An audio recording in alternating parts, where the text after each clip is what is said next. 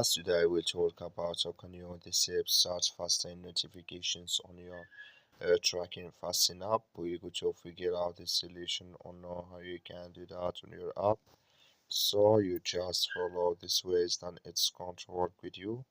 So all you have to do, so you just go here above this sign, click on it here.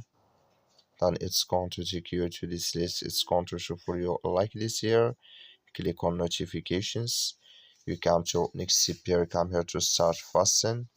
Just click in this sign or this color.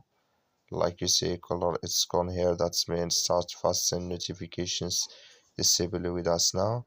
That's all you have to do. That's all. Thank you for watching. Don't forget to support us by liking and subscribe. So just follow this ways, then it's going to work with you. So thank you for your watching.